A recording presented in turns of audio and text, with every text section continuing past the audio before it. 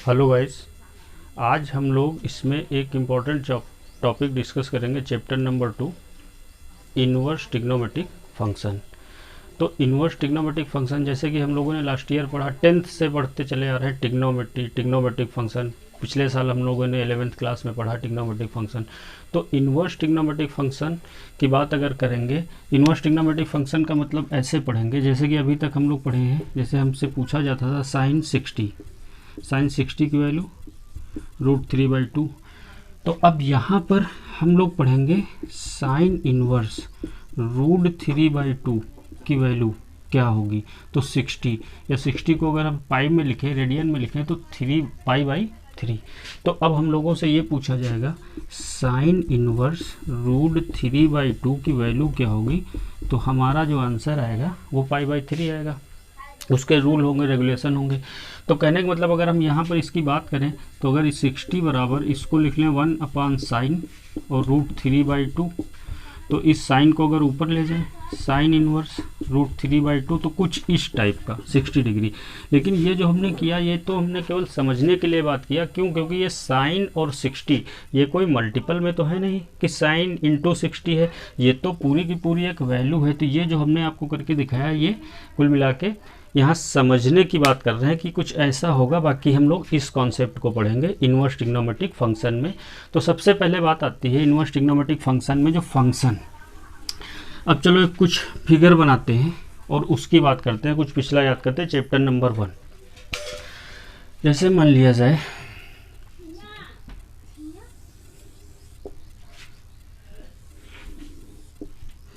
यहाँ पे हमने लिखा 1 2 3 और यहाँ पे लिखा A B और C।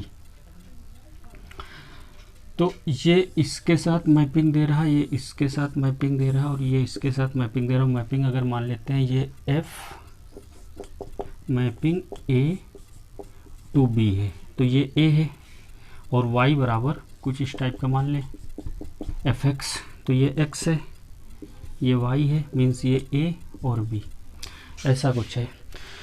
तो सबसे पहले इन्वर्स ट्रिग्नोमेट्रिक फंक्शन में हम लोग ये याद करते हैं, फंक्शन या जानने की कोशिश करते हैं। फंक्शन पढ़ा है, लास्ट ईयर भी पढ़ा है चैप्टर रिलेशन एंड फंक्शन में क्या होते हैं फंक्शन। तो अब एक फिगर ये बनाया और 1 2 3 A B और C, तो ये इसके साथ, ये इसके साथ और ये, और एक 1 2 3 A B और C, A की मैपिंग B2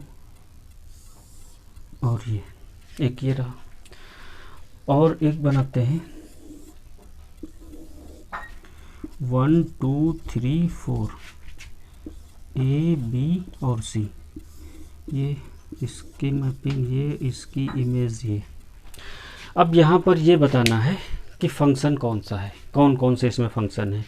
क्या पहला वाला फिगर फंक्शन है? फंक्शन की क्या क्या कंडीशन होती है पहले वाले फिगर में कि देखो मैपिंग लिखी F A tending to B, तो इसके लिए मैपिंग के लिए ये क्या कहलाता है? इसका डोमेन। और ये क्या होता है? इसका कोडोमेन। कोडोमेन में ही इसकी रेंज होती है, यानी कि रेंज जो है कोडोमेन का सबसेट होता है। तो ये अब यहाँ पर हम लोग इसको रेंज में बात अगर करें तो ये इसकी रेंज होगी। कोडोमेन बोलते हैं, ये डोमेन होता है, ये कोडोमेन होता है। तो क्या कंडीशन होती है फंक्शन के लिए? फंक्शन के लिए कंडीशन होती है जैसे पहले वाला बॉक्स जिसे डोमेन कहते हैं, इसके हर एक एलिमेंट की एक यूनिक इमेज होनी चाहिए। पहले वाले डोमेन की कोई मतलब हर एक एलिमेंट की एक यूनिक इमेज होनी चाहिए। दूसरा पॉइंट क्या होता है, जो पहला वाला बॉक्स है, पहला वाला जो बॉक्स है, अब उसका कोई भी एलिमेंट खाली नहीं होना चाहिए, यानी कि उसकी कोई ना कोई इमेज होनी चाहिए। तो अगर पहले वाली कंडीशन जो हमने डिफिनीशन बोली, पहले वाला बॉक्स जिसे डोमेन कहते हैं, उसके हर एक एलिमेंट की एक कोई ना कोई इमेज होनी चाहिए। तो यहाँ देखो 1 की इमेज A है, 2 की इमेज B है, 3 की इमेज सी है, तो इसका मतलब ये फंक्शन है। दूसरे वाले में अगर देखें 1 की इमेज ए है, 2 की इमेज ए है और 3 की इमेज ए है, यानी कि इसके हर एक एलिमेंट की इमेज है, हर एक एलिमेंट की इमेज है, तो इसका मतलब फंक्शन है। अगर वहीं पर ये वाला देख लें, 1 की इमेज ए है, 2 की इमेज बी है और 2 की इमेज सी है, तो तीसरा पॉइंट होता है कि जो पहले वाला बॉक्स है, जो पहले वाला बॉक्स जिसे हम लोग डोमेन बोलते हैं, उसमें किसी भी एक एलिमेंट की 2 इमेज नहीं होनी चाहिए, 2 इमेज नहीं होनी चाहिए। जैसे मान लिया जाए कि ये लिखा है y बराबर एफ एक्स, y बराबर एफ एक्स, तो ये जो x है यहाँ पर हम कौन सी वैल्यू लिखेंगे, डोमेन वाली, और हमें जो y वैल्यू मिलेगी ये क्या मिलेगी, यहाँ पे हम लोग कौन सी वैल्यू लिखेंगे, डोमेन वाली, और यहाँ पे जो हमको वैल्यू मिलेगी वो कौन सी मिलेगी, रेंज वाली वैल्यू मिलेगी। रेंज का मतलब वही कोडोमेन वाली वैल्यू मिलेगी जो इमेज में आएगा, क्योंकि रेंज जो होती है कोडोमेन का ही सबसेट होता है, उसी में हमको रेंज मिलती।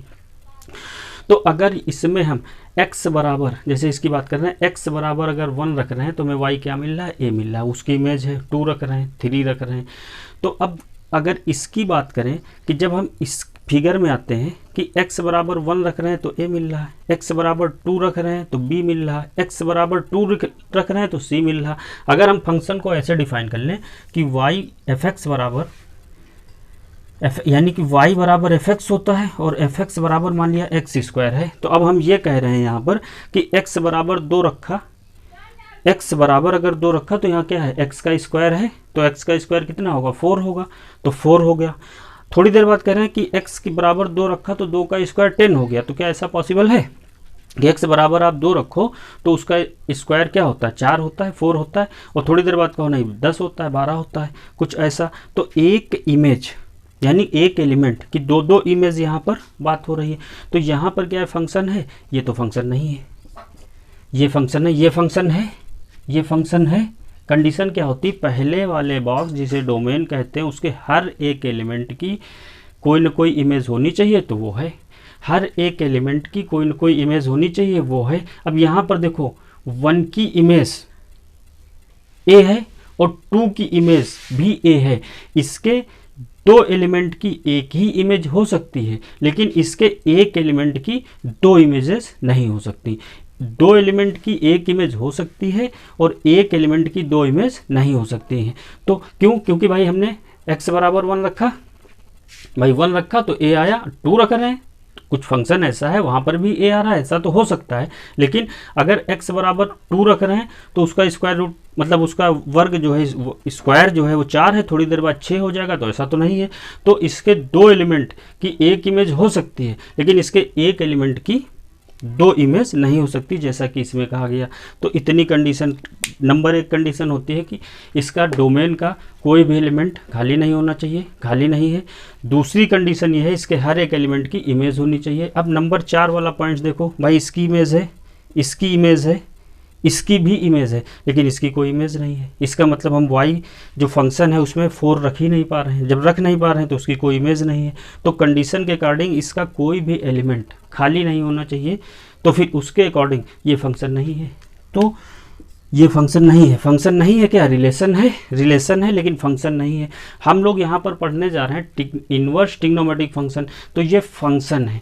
अब बात ये आती है कि इन्वर्स की अगर हम बात इसी में करें तो फंक्शन कुछ इस टाइप का बन जाएगा। ये जो लिखा गया इसमें कुछ फिगर कम कर देते हैं, जैसे मान लिया जाए इसी को हटा दें कि यहाँ पर जो लिखा है मैपिंग, ये दिखाया था F A tending to B, तो इन्वर्स वाले केस में कुछ मैपिंग हमारी ऐसा बन जाएगा बी टेंडिंग टू ए। कहने का मतलब है इन्वर्स वाले केस में जो हमारा डोमेन होगा इन्वर्स वाले केस में, और ये हमारा कोडोमेन है, यहाँ से रेंज मिलेगी। लेकिन इन्वर्स के केस में ये हमारा डोमेन बन जाएगा, ये हमारा डोमेन बन जाएगा, और ये हमारा क्या बनेगा, कोडोमेन बनेगा, मतलब रेंज बन जाएगा। ठीक है, ये हमारा पलट जाएगा क्योंकि ए टू बी मैपिंग थी, अब क्या है बी टू ए मैपिंग है। तो इधर ये हमारा डोमेन बनेगा और ये हमारा रेंज बनेगा, यानी कोडोमेन बनेगा। तो अब जो हमारा इस वाले केस में जो डोमेन का काम कर रहा है अब वो रेंज बनेगा, यानी को डोमेन बनेगा, और रेंज को डोमेन में ही मिलती है, और ये क्या बन जाएगा, डोमेन बन जाएगा इन्वर्स के केस में, ऐसा कुछ है। तो यहाँ पर एक जानना था, एक ब्रीफ हमने बताया, लास्ट ईयर आपने पढ़ा था, इस बार भी हम लोग पढ़ेंगे, उसका वीडियो अभी अपलोड नहीं किया, इसमें उसकी जितनी ज़रूरत है वहाँ हम लोग डिस्कस कर रहे हैं, इसके बाद फिर उसका वीडियो आएगा। तो इसमें जितना ज़रूरत है तो हम लोगों ने फंक्शन को जो है थोड़ा सा एक बार रिवाइज कर लिया। फंक्शन के बाद इन्वर्स का कॉन्सेप्ट ही है, इसमें कुछ इन्वर्स फंक्शन जो बनेगा कुछ इस टाइप का बनेगा, डोमेन जो है वो रेंज बनेगा, रेंज जो है डोमेन बनेगा, इस टाइप की बात करते हैं। तो अब हम लोग पढ़ेंगे trigonometric function. Inverse trigonometric function में पहले हम लोग ट्रिग्नोमेट्रिक फंक्शन में जैसे पहला है साइन थीटा।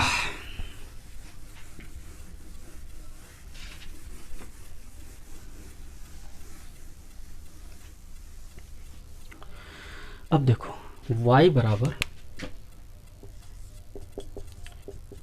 साइन थीटा, ये ट्रिग्नोमेट्रिक फंक्शन है। अब ट्रिग्नोमेट्रिक फंक्शन में अब यहाँ पर अगर इसकी बात की जाए, अगर इसके हम लोग ग्राफ से समझते हैं कि साइन थीटा का हम लोग ग्राफ जानते हैं कि देखो कुछ ऐसा है, उसका ग्राफ कुछ ऐसा बनेगा,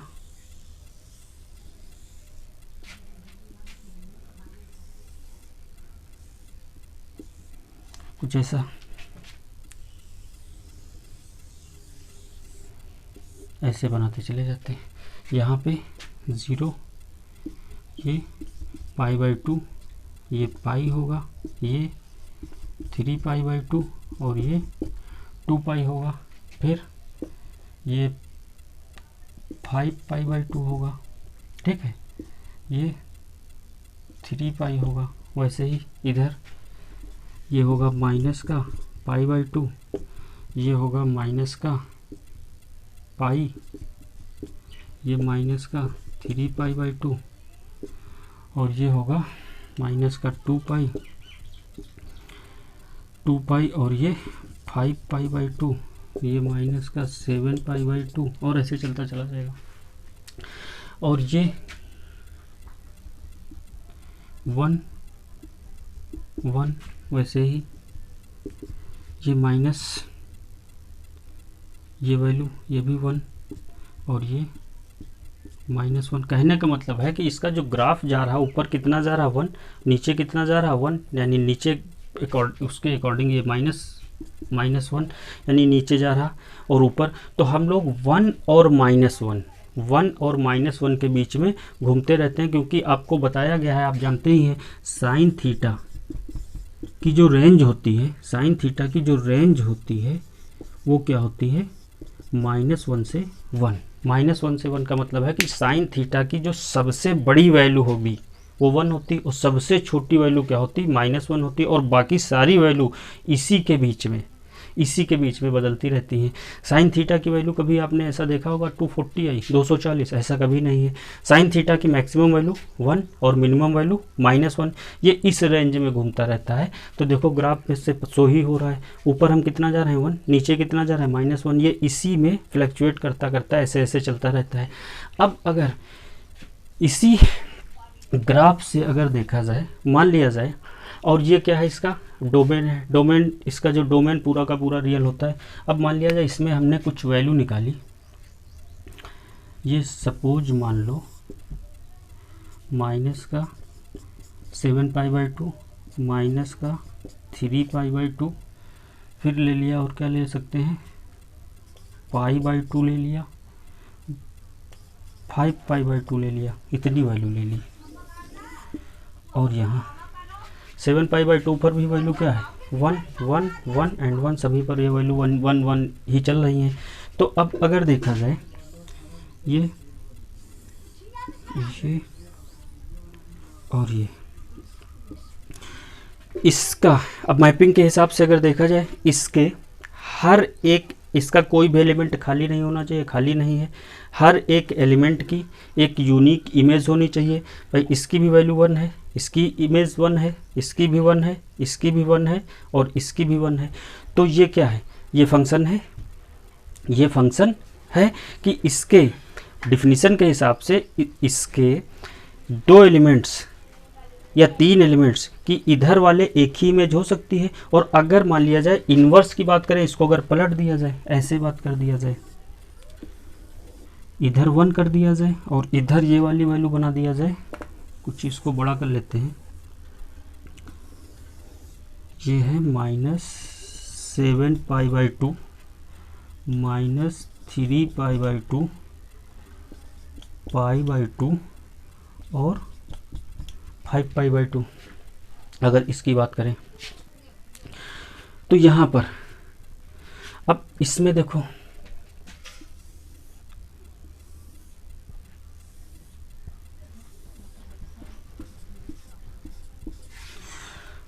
अब कह रहे हैं 1 की इमेज, 1 की इमेज, 1 की इमेज और 1 की इमेज। अब कंडीशन होती है इसके एक ही एलिमेंट की एक से अधिक इमेज नहीं होंगी, अगर होंगी तो फिर फंक्शन नहीं होगा। और यहाँ पर कह रहे हैं इसके 2 एलिमेंट या 2 से ज़्यादा एलिमेंट की इधर वाले में एक ही इमेज हो सकती है। तो कंडीशन अगर ये देखा जाए फंक्शन को फुलफिल कर रहा, फंक्शन वाली कंडीशन को फुलफिल कर रहा, तो फंक्शन है। जब इसको इधर पलट दिया, कहने का मतलब हम लोग इन्वर्स बना रहे हैं ना, F inverse B to A कर रहे हैं। इस वाले केस में जो डोमेन होता है वो कोडोमेन बनेगा, जो रेंज होती है यानी जो कोडोमेन होता है डोमेन बनेगा। तो वही केस अगर इसमें किया तब ये कंडीशन फंक्शन की फॉलो ही नहीं कर रहा है। तो इसका मतलब जब फंक्शन की कंडीशन फॉलो नहीं कर रहा है तो y बराबर साइन थीटा जो फंक्शन लिया गया ट्रिग्नोमेट्रिक फंक्शन, इसको अगर as it is inverse trigonometric function की बात अगर करेंगे तो इसको तो किया नहीं जा सकता है। तो जब इसको किया नहीं जा सकता है तो फिर इसको क्या करेंगे, तो इसको रीडिज़ाइन यानी कुछ ऐसा माना जाएगा इसी ग्राफ से कि इसको पहले कुछ ऐसा बनाया जाएगा कि ये फंक्शन की कंडीशन को फॉलो करे, रीडिज़ाइन इसको किया जाएगा तब ये कंडीशन फॉलो करेगा। तो उसमें करेंगे क्या, हम लोग इस ग्राफ को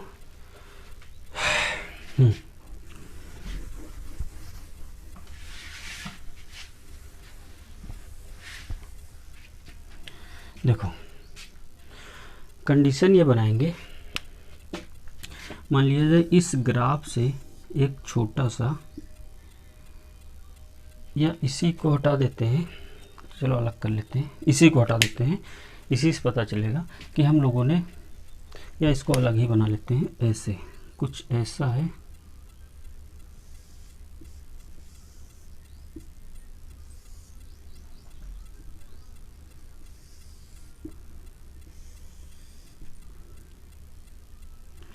कुछ इस टाइप का है। तो हमने इसमें से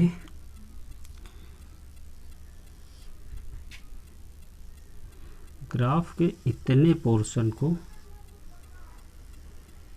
कट कर लिया, इतने पोर्शन को, यानी कि इस ग्राफ में इतने पोर्शन को ले लिया और इसको, इसी से सारी चीज़ें क्लियर हो जाएंगी। ये क्या है, और यहाँ हम लोग कितना जा रहे हैं, -1, और यहाँ हम लोग कितना जा रहे हैं, +1, यानी कि साइन 90 वैल्यू कितनी है, +1, साइन -90 की वैल्यू कितनी है, -1, क्योंकि आपको बताया गया है, आप जानते हैं साइन -θ बराबर होता है माइनस का साइन थीटा।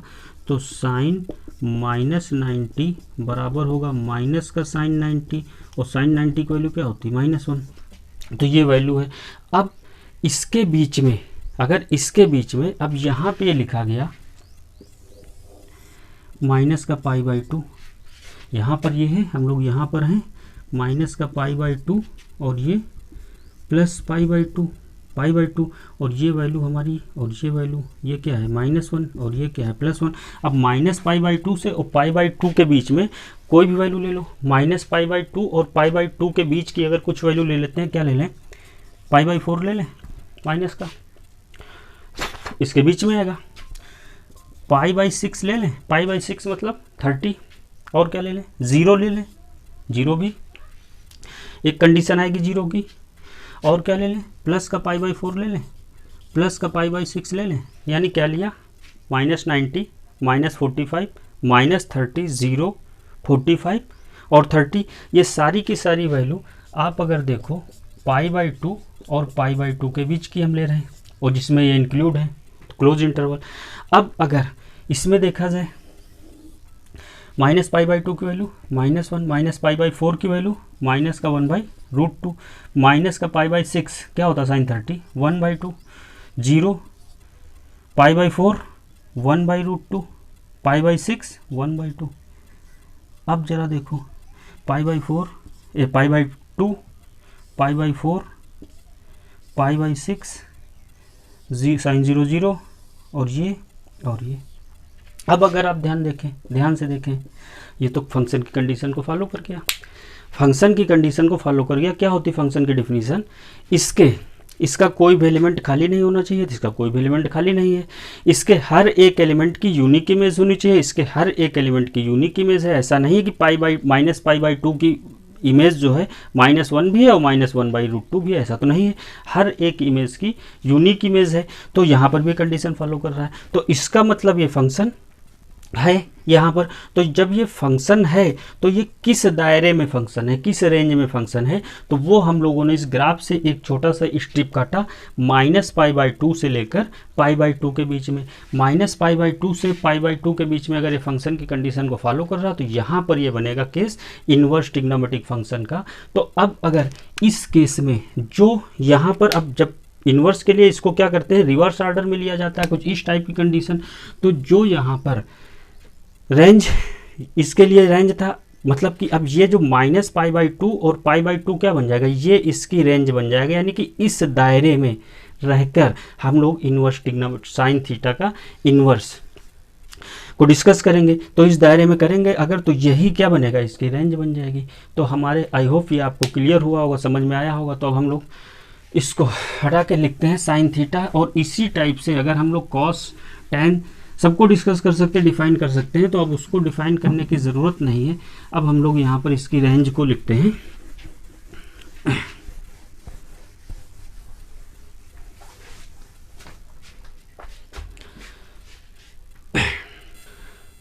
तो अब हम लोग बात करते हैं range of inverse trigonometric function. तो सबसे पहले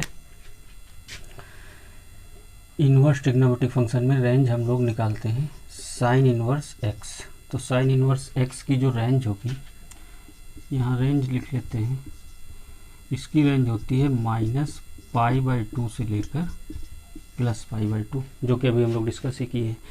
कॉस इन्वर्स एक्स की जो रेंज होती है वो होती है क्लोज इंटरवल 0 से π, कॉस इन्वर्स की। उसके बाद कॉसेक इन्वर्स एक्स की बात करें, या ऐसा कर देते हैं, थोड़ा सा इसको अलग अलग लिख लेते हैं। तो एक चीज़ याद भी हम आपको साथ साथ में करा दे रहे हैं। देखो साइन इन्वर्स एक्स की रेंज हमने लिखा -π/2 और π/2, और इधर लिख रहे हैं कॉस इन्वर्स एक्स की जो रेंज होगी वो होगी 0 से π। साइन के बाद टैन इन्वर्स एक्स की जो रेंज होगी, टैन इन्वर्स एक्स की जो रेंज होगी यहाँ पर ये भी होगी -π/2 से π।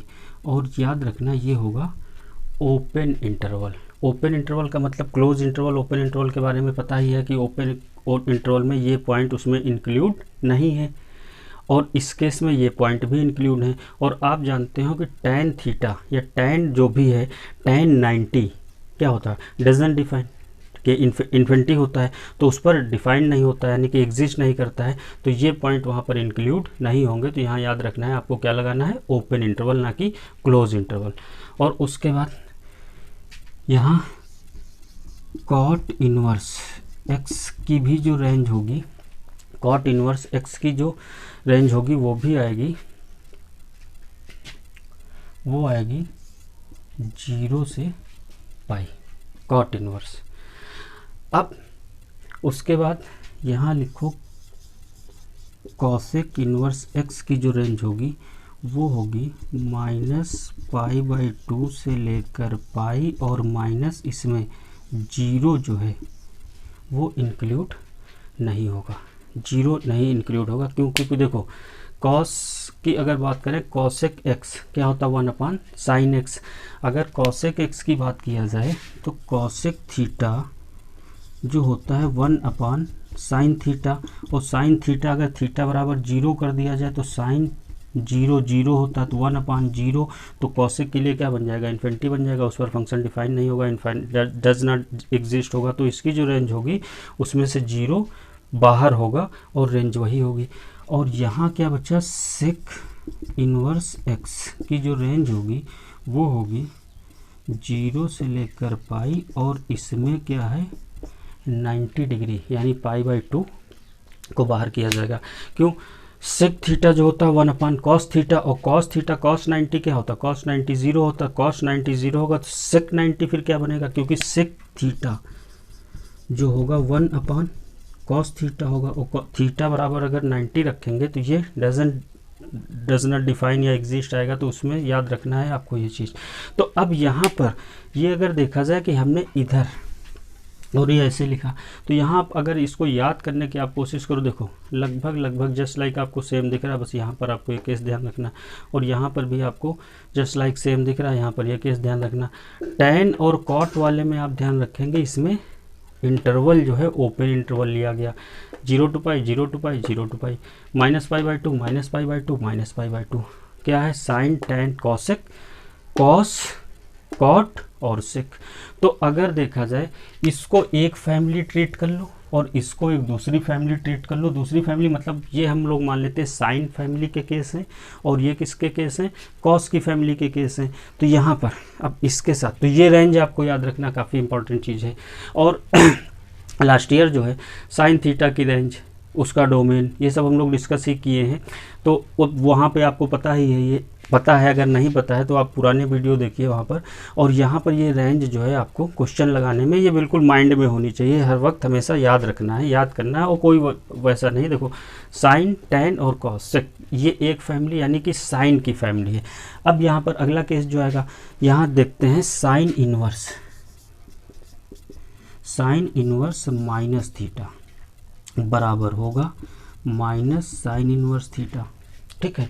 इसी प्रकार टैन इनवर्स माइनस थीटा बराबर होगा माइनस टैन इनवर्स थीटा, और कॉसेक इनवर्स माइनस थीटा जो होगा माइनस का कॉसेक इनवर्स थीटा। और इधर आप देखो कॉस इनवर्स माइनस थीटा होगा pi minus cos inverse theta. उसके बाद है कॉट इनवर्स माइनस थीटा होगा pi minus cot inverse theta. और फिर है सेक इनवर्स माइनस थीटा जो होगा pi minus sec inverse theta, ठीक है। ये कहानी, ये चीज़ आपको याद रखना है। तो अब यहाँ पर आप अगर ध्यान से देखें तो हमने कहा कि ये जो है साइन थीटा की फैमिली मान लो, साइन फैमिली, और ये जो केस हैं इधर हमने लिखा ये कॉस फैमिली मतलब यहाँ पर हम ये बात कर रहे हैं, आपको याद करने का कुछ हिंट दे रहे हैं, क्लू दे रहे हैं। आप अगर देखो साइन वाली फैमिली में कौन कौन शामिल है, साइन टैन और कॉसेक। कॉस वाली फैमिली में कौन कौन शामिल है, कॉसेक कॉट और सेक। और वैल्यू एक तरीके की है साइन की माइनस एंड माइनस। और जो कॉस वाली फैमिली में है आपको याद रखना है, उससे आपको पाई से सब्ट्रैक्ट हो रहे हैं। देखो इससे पाई के साथ डिफरेंस लिया गया, पाई के साथ डिफरेंस लिया गया, पाई के साथ डिफरेंस लिया गया। तो अगर आई थिंक हम ये सोच के चल रहे हैं कि अगर ऐसे हमने बताया तो आपको ये याद करने में आसानी होगी, और ये चीज़ें आपको याद रखना है। बाकी आप अपने तरीके से भी याद कर सकते हो।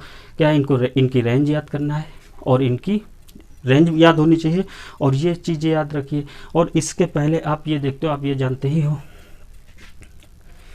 और इसमें एक चीज़ ये प्रूफ भी करके दिखा देते हैं।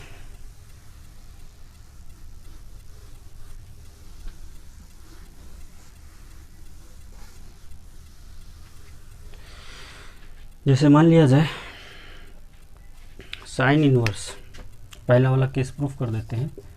साइन इनवर्स माइनस थीटा बराबर माइनस का साइन इनवर्स थीटा।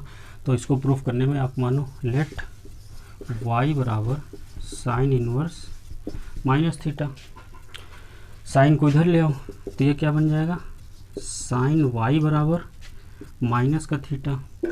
इस माइनस को क्या हम इस ऐसा भी तो लिख सकते हैं, माइनस का साइन वाई बराबर थीटा। अब इधर इसको लिख रहे हैं, फिर माइनस के साइन वाई को क्या, इसको हम ऐसे भी तो लिख सकते हैं, साइन माइनस वाई बराबर थीटा, क्योंकि आपको मालूम है कि साइन माइनस थीटा बराबर होता है माइनस का साइन थीटा। तो माइनस के साइन थीटा को हम ऐसे लिख लें, तो हमने क्या किया, माइनस के साइन वाई को हमने ऐसे लिख लिया, यानी कि यहाँ पर साइन अगर इस तरफ लाना है तो साइन का जो माइनस साइन है वो अंदर साइन खा लेता है, और अगर इधर छोड़ते हैं तो बाहर निकाल देता है, तो हम इसको ऐसे लिख लेते हैं। अब यहाँ पर माइनस का y बराबर ये क्या बन जाएगा, साइन इनवर्स थीटा, माइनस का y बराबर साइन इनवर्स थीटा। तो अब ये क्या बनेगा, y बराबर minus sign inverse theta, minus को उधर भेज दिया, y जिसको एज्यूम किया था किसको लेट किया था, y बराबर क्या है, साइन इनवर्स। तो साइन इनवर्स माइनस थीटा बराबर माइनस का साइन इनवर्स थीटा, ऐसे इसको प्रूफ कर लिया। अब देख लीजिए बड़ा आसान सा है, बस ऐसे किया है। तो क्या साइन इनवर्स माइनस थीटा की वैल्यू क्या होती है, माइनस का sine inverse theta, sign inverse minus theta की वैल्यू क्या होती है, माइनस का साइन इनवर्स थीटा, ऐसे। और आपको ये चीज़ें याद रखनी है। तो अब आप देख लीजिए इसको। अब हम लोग एक इसका केस, कॉस फैमिली के केस को एक को प्रूफ कर देते हैं। तो चलिए,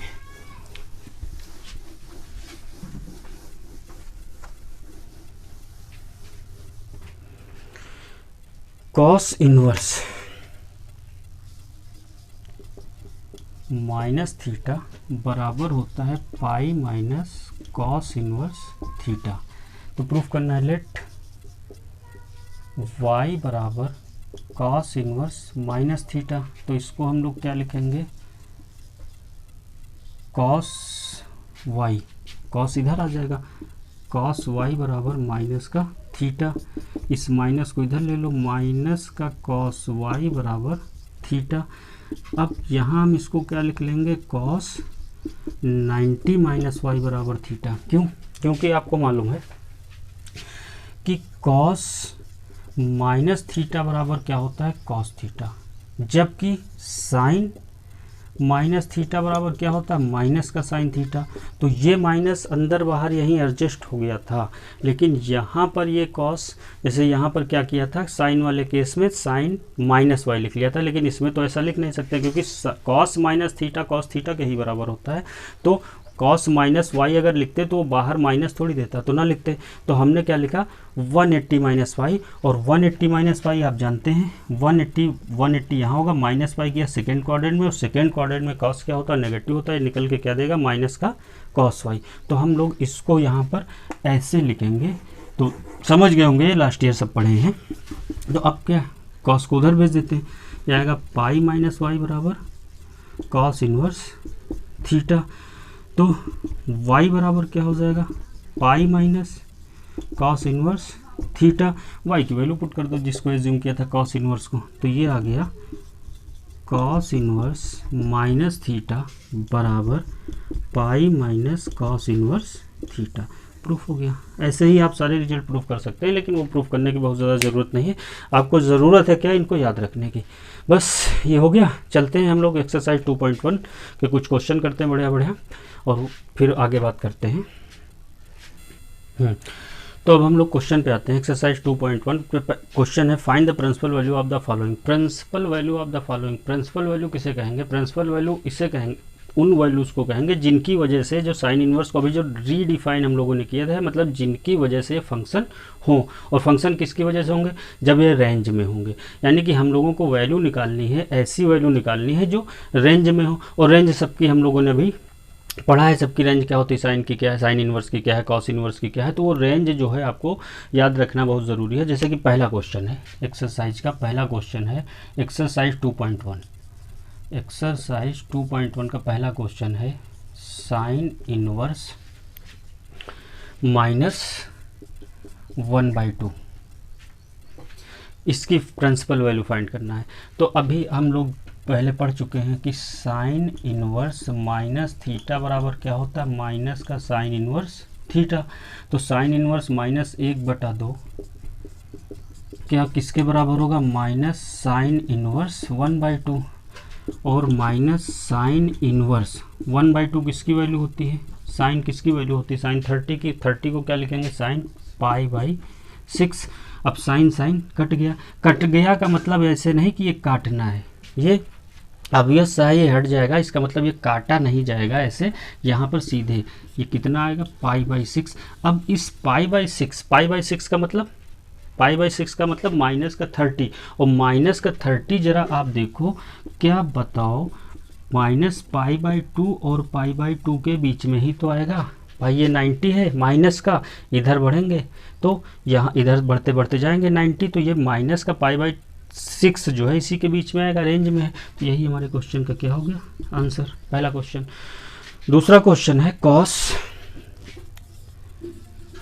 कॉस इनवर्स √3/2। तो इसको करना है, तो इसकी वैल्यू क्या होती है, कॉस इनवर्स √3/2 की वैल्यू। तो √3/2 किसकी वैल्यू होती है, ये भी वैल्यू होती है cos 30 की। तो हम लोग इसको लिखेंगे cos इनवर्स cos π/6। cos 30 की वैल्यू होती है sin 30, हाँ cos 30 की वैल्यू होती है पाई, तो ये कट के क्या आ जाएगा π/6 यानी कि 30, और इसकी रेंज क्या होती है 0 से लेकर पाई, 0 से पाई यानी कि 0 से 180 के बीच में ही तो ये बिलोंग करेगा, तो इसका ही आंसर दूसरा आएगा। इसमें आपको ये ध्यान रखना है कॉस माइनस वाला केस नहीं है, कि जब अगर कॉस माइनस वाला केस होता तब हम लोग पाई माइनस कॉस इनवर्स थीटा करते, यहाँ पे कोई माइनस वाला केस नहीं, सिंपल केस है, सिंपल केस को सिंपल तरीके से लगा दिया। ये दूसरा क्वेश्चन है। नेक्स्ट क्वेश्चन है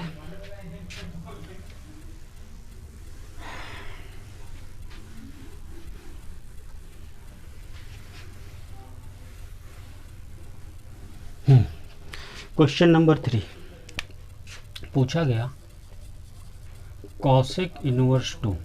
तो कॉसेक इनवर्स 2 साइन 30 की वैल्यू क्या होती है 1/2, तो कॉसेक 30 की वैल्यू क्या होगी 2 होगी। तो इसका मतलब है कि इसकी वैल्यू होगी कॉसेक इनवर्स कॉसेक π/6 मतलब 30 साइन 30 1/2 होता, तो कॉसेक 30 क्या होगा 2 होगा, तो π/6, तो इसकी वैल्यू क्या आ गई π/6। यही हमारा आंसर है।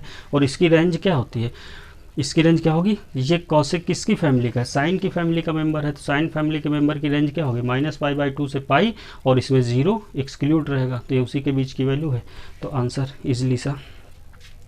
अगला क्वेश्चन है, ये क्वेश्चन नंबर 3 था। क्वेश्चन नंबर 4 tan इनवर्स -√3 की वैल्यू क्या होगी। अब यहाँ पर माइनस का केस आ गया, तो tan इनवर्स थीटा बराबर क्या होता है माइनस का tan थीटा, तो ये क्या बन जाएगा माइनस का tan इनवर्स √3, तो ये आएगा माइनस का tan इनवर्स, और √3 किसकी वैल्यू होती है tan 60 की, तो tan 60 का मतलब हम इसको क्या लिख लेंगे tan π/3, tan क्या बचा माइनस का π/3। तो अब आप देखिए जरा ये रेंज में है कि नहीं है, π/3 का मतलब 60, और 60 किसके बीच में -π/2 और π/2 के बीच में आएगा, तो ये भी रेंज में है, तो ये क्या होगा, यही हमारा आंसर। नेक्स्ट क्वेश्चन है क्वेश्चन नंबर, ये कौन सा हो गया 4, question number 5।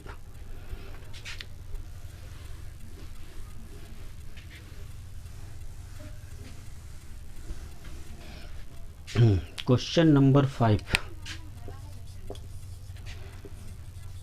Cos inverse minus का 1/2। अब कॉस इनवर्स वाली फैमिली का केस आ गया। कॉस इनवर्स के केस में हम लोग क्या पढ़े हैं, कॉस इनवर्स माइनस थीटा बराबर होता पाई माइनस कॉस इनवर्स थीटा, यानी पाई से सबट्रैक्ट कर देते हैं, तो इसका मतलब है कॉस इनवर्स -1/2 जो होगा पाई माइनस कॉस इनवर्स 1/2, तो ये होगा पाई कॉस इनवर्स। अब 1/2 किसकी वैल्यू होती है कॉस 60 की, कॉस 60 का मतलब π/3, तो ये बचा पाई, कॉस कॉस कैंसिल क्या आया π/3, और ये कितना बच जाएगा 2π/3। तो अब ये देखो 2π/3 का मतलब π/3 का मतलब 60, π/3 का मतलब कितना 60 और उसका 2 टाइम्स यानी 120 और 120 और कॉस की रेंज क्या होती है 0 से लेकर पाई और 0 से लेकर पाई का मतलब 0 से लेकर 180 और 2π/3 मीन्स 120 120 उसी के बीच में है। तो यही भी क्या है ये हमारी प्रिंसिपल वैल्यू। तो यही हमारे क्वेश्चन का क्या हो गया आंसर हो गया। क्लियर बच्चों क्लियर। अगला क्वेश्चन है क्वेश्चन नंबर 6।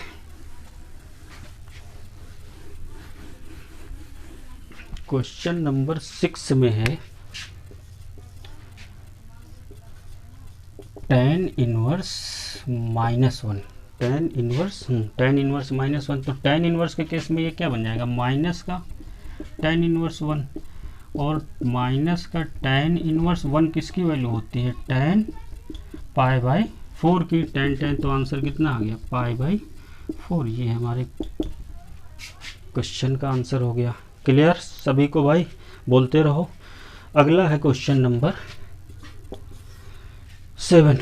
क्वेश्चन नंबर 7 है sec इनवर्स 2/√3। तो sec प्लस वाला केस है सीधे लगाना है, माइनस वाला केस होता तो एक कॉस की फैमिली का मेंबर होता तो पाई से हम लोग इसको सब्ट्रैक्ट करते हैं। अब यहाँ पाई से तो सब्ट्रैक्ट करना नहीं, ध्यान देना है प्लस वाला केस है, ज़बरदस्ती ने सब्ट्रैक्ट कर जाना कि पहले ध्यान से देखना कि प्लस वाला केस है। तो सेक इनवर्स 2/√3 की वैल्यू क्या होगी सेक इनवर्स, और ये किसके सेक की वैल्यू होगी जरा देखो कॉस √3/2 किसकी वैल्यू होती है cos 30 की। cos 30 की वैल्यू √3/2 तो sec 30 की वैल्यू 2/√3। तो sec 30 का मतलब π/6। तो sec कैंसिल, आंसर कितना 6 मतलब π/6। तो π/6 का मतलब 30 और इसकी रेंज क्या होती है 0 से लेकर पाई, मतलब उसी रेंज में आ रहा है। तो यही आपके क्वेश्चन का आंसर है। नेक्स्ट क्वेश्चन करते हैं। अभी कितने क्वेश्चन है 14। चलिए क्वेश्चन नंबर कौन सा आया क्वेश्चन नंबर 8। क्वेश्चन नंबर 8 है cot इनवर्स √3 cot इनवर्स √3। तो ये प्लस वाला केस है सीधे cot इनवर्स क्या हम लिखेंगे cot इनवर्स ये वैल्यू किसकी होगी cot √3 किसकी वैल्यू आती है cot tan 60 की वैल्यू होती है √3 cot 30 की वैल्यू होगी यानी कि ये होगी π/3। तो क्या बचेगा π/3। यही हमारे क्वेश्चन का आंसर है। गलत लिख गए π/30 का मतलब है तो 60 बन रहा है ना, ये π/6 करना है। तो आंसर क्या होगा π/6। क्वेश्चन नंबर 8 के बाद क्वेश्चन नंबर 9। अगला क्वेश्चन है cos इनवर्स 1/√2 माइनस ही लगा है cos इनवर्स। हाँ तो cos इनवर्स, अब ये cos के केस में कौन सा केस आ गया माइनस वाला। तो अब हम लोग इसको क्या लिखेंगे पाई से माइनस करेंगे, तो इसको करेंगे पाई माइनस cos इनवर्स 1/√2 और ये पाई cos इनवर्स ये किसकी वैल्यू होती है cos π/4 की। तो बचेगा पाई माइनस cos कैंसिल π/4 तो कितना बचेगा 3π/4। और जरा देखो cos की रेंज क्या होती है भाई 0 से लेकर पाई, 0 से पाई का मतलब 0 से लेकर 180, π/4 का मतलब 45 और π/4 का मतलब 45 और उसका 3 टाइम्स। तो 45 का 3 टाइम्स कितना हो गया 135 इसी के बीच में है रेंज में है, यानी कि यही हमारा क्वेश्चन का आंसर है। अगला क्वेश्चन 9 के बाद क्वेश्चन नंबर 10।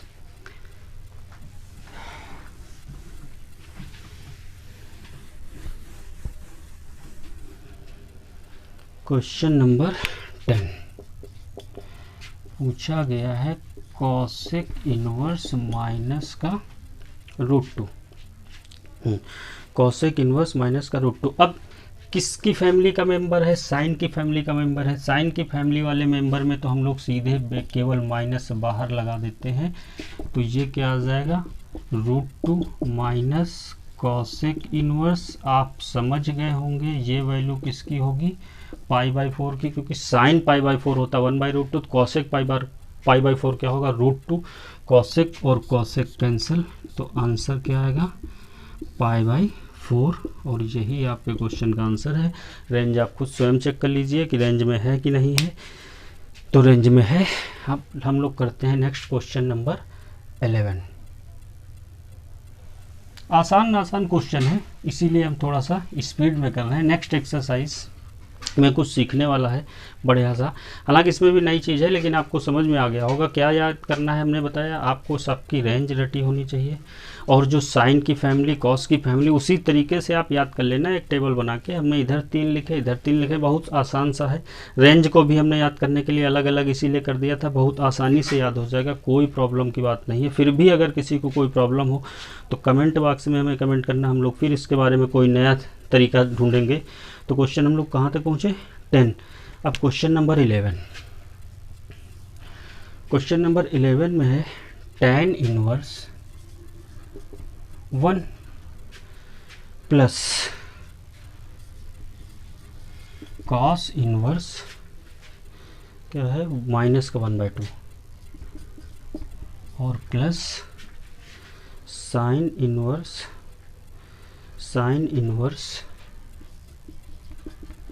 माइनस का 1/2। ये है क्वेश्चन, tan इनवर्स 1 और cos इनवर्स और साइन इनवर्स। तो चलते करते हैं। तो tan इनवर्स एक बार फिर से लिख लें, क्योंकि यहाँ पर cos को चेंज करना पड़ेगा, अगली बार वैल्यू रखेंगे। इसको 1 एज यूजुअल लिखा रहा, प्लस वाला केस है। अब ये cos का केस माइनस वाला है, माइनस वाले केस में क्या करते हैं पाई से माइनस करते हैं, तो ये क्या बनेगा cos inverse 1/2।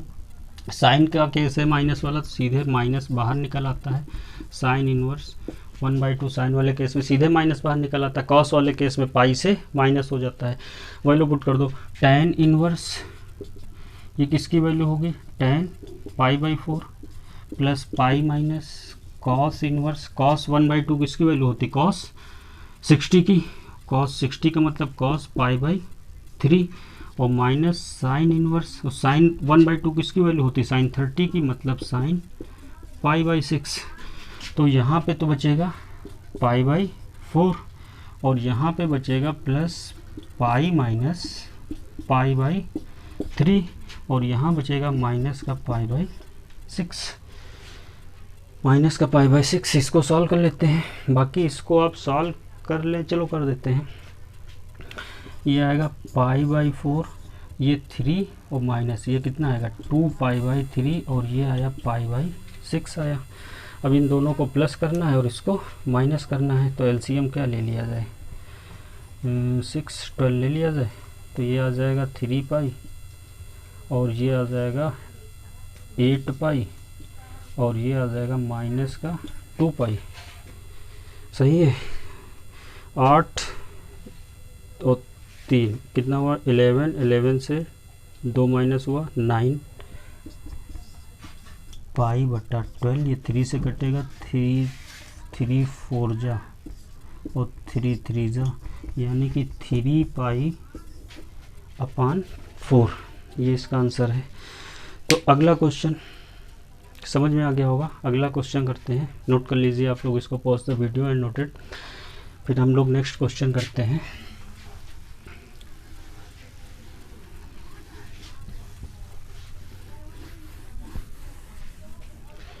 Question number 12। Question number 12 में है cos inverse 1/2 plus 2 sine inverse 1/2। cos inverse 1/2 और 2 साइन इनवर्स 1/2। तो आसान सा है, cos का माइनस वाला केस है, सीधे वैल्यू यही पुट करना है। cos इनवर्स cos 1/2 किसकी वैल्यू होगी cos 60 की, यानी कि π/3 और प्लस 2 साइन इनवर्स ये किसकी वैल्यू होगी 30 की, यानी कि π/6। तो ये कितना बचेगा यहाँ पे π/3 और यहाँ 2 इंटू π/6, तो ये भी कितना आया 3 3 बच गया। तो π/3 प्लस का π/3 ऐड होके कितना हो गया 2π/3। बस आंसर। चलिए अगला क्वेश्चन 13 क्वेश्चन को आप ध्यान से देखिए। 13 क्वेश्चन में लिखा है कि साइन इनवर्स x बराबर y, साइन इनवर्स x बराबर y, तो पूछा गया देन y, 4 ऑप्शन दिए गए। तो आप ध्यान से देखो, y रेंज वाली वैल्यू आएगी और इसकी रेंज क्या होती है, माइनस का π/2 से लेकर पाई, क्लोज इंटरवल। और क्लोज इंटरवल के केस में क्या होता है, π/2 is less than y is less than π/2। कहने का मतलब आपको बताया गया है, आप जानते हैं कि x बिलोंग टू अगर a b होता है तो इसका मतलब क्या हुआ, a is less then x is less then b। इस वाली कंडीशन को फॉलो करता है, इस वाली कंडीशन को y फॉलो करेगा। तो इसमें कौन सा ऑप्शन सही है, ऑप्शन नंबर b। तो इसका आंसर होगा b सही है। अब 14th क्वेश्चन, और यही क्वेश्चन लास्ट क्वेश्चन है 14 क्वेश्चन। चलो 14 क्वेश्चन हम आपको एक्सरसाइज के लिए छोड़ते हैं, ये आप अपने आप कर लेना, सबको आ जाएगा, आसान सा है। तो आई होप आपको वीडियो समझ में आया होगा। इसमें कोई प्रॉब्लम हो तो एक बार आप हमको कमेंट बॉक्स में कमेंट करिए। बहुत अच्छे से क्या क्या याद करना है एक बार रिपीट कर देते हैं। साइन से लेकर साइन इनवर्स, कॉस इनवर्स, सारी रेंज आपको याद करना है। और उसके जो फार्मूले, तो हमने क्या कैटेगराइज कर दिया कि एक साइन की फैमिली में 3 लोगों को शामिल किया, कॉस की फैमिली में 3 लोगों को शामिल किया। रेंज वाले केस में भी अलग और अलग। इधर की रेंज सारी π/2 से π/2, बस याद रखना है कॉसेक इनवर्स की 0 एक्सक्लूड करना होता है। वैसे ही इस कॉस वाले केस में, और उनके फार्मूले जो बहुत सिंपल से हैं। साइन वाले केस में सीधे माइनस बाहर आ जाएगा, और कॉस वाले में पाई से हम लोग माइनस कर देते हैं। तो सभी को समझ में आ गया होगा अच्छे से। ये एक्सरसाइज थोड़ा आसान थी, बहुत कुछ इसमें सीखने वाला नहीं था। नेक्स्ट एक्सरसाइज आएगी, उसमें बहुत सारी मज़ा आने वाली है, बहुत मज़ा आएगा। तो हम लोग नेक्स्ट एक्सरसाइज को लेके मिलते हैं नेक्स्ट वीडियो में। तब तक के लिए आप लोग अपना ध्यान रखें, ख्याल रखें। नमस्कार।